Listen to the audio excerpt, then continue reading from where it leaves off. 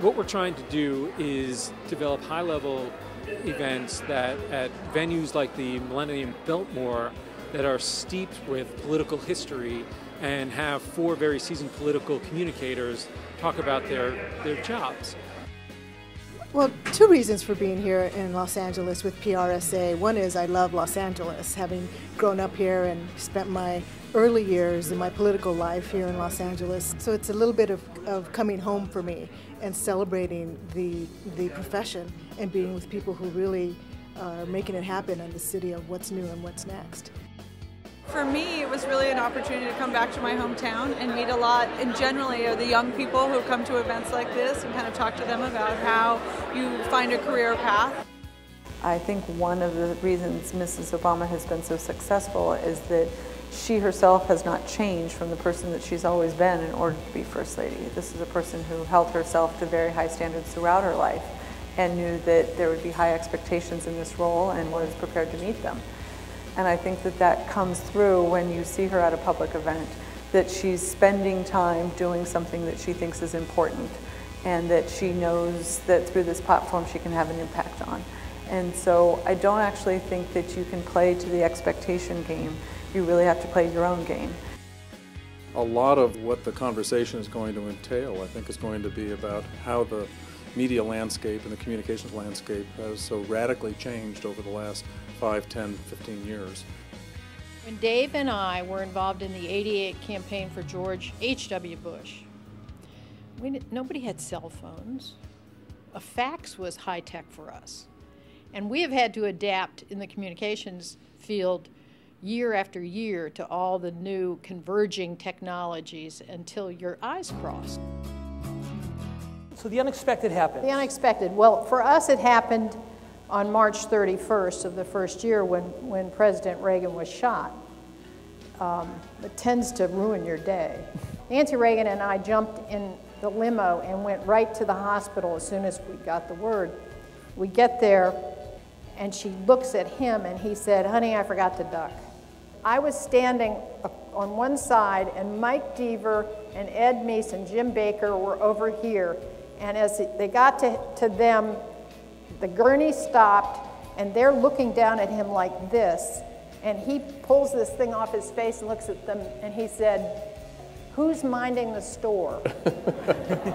Essentially, what he wanted to do was get a message out that reassured people. And he gave us the fodder to do that. And it was, you know, it was a horrible, magical experience that taught you a lot about how to react with grace under pressure like that.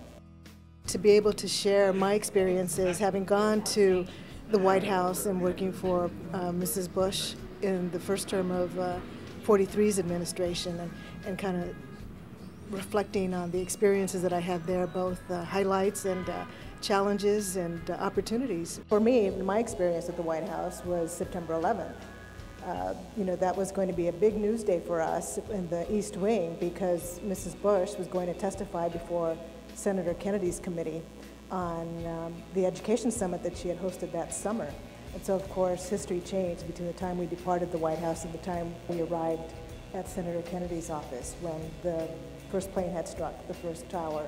And then by the time we got to the Hill, the second plane had struck. So best laid plans of a testimony and having a conversation about education completely went out the window because we were then in response mode to what had happened.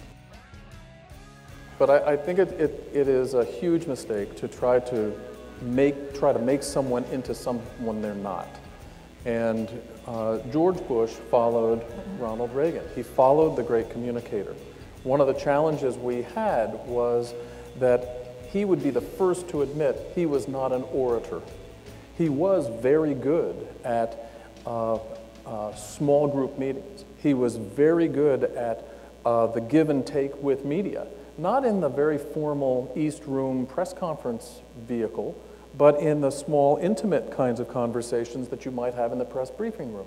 Every time we would send him a speech that sounded a little Reagan-esque, meaning a whole lot of, intense rhetoric, we'd get it back saying, "No thanks, this is too flowery, this is not me." And we learned to adapt to his style instead of us trying to make him adapt to what we thought was, you know, kind of oratorical excess.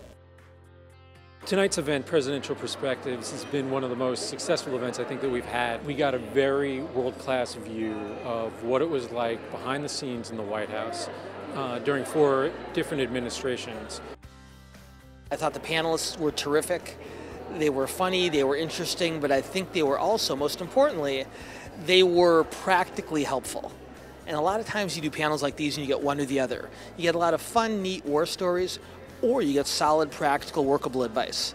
And the really great thing about these 4 panelists is we got both.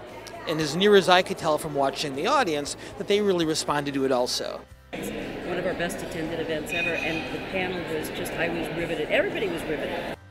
I think it was really incredible that they joined us tonight, and I think so many of the stories that they shared really gave many of us who don't necessarily work on that high profile of a stage some insight that it's possible for us to excel and to create really some high profile opportunities for ourselves.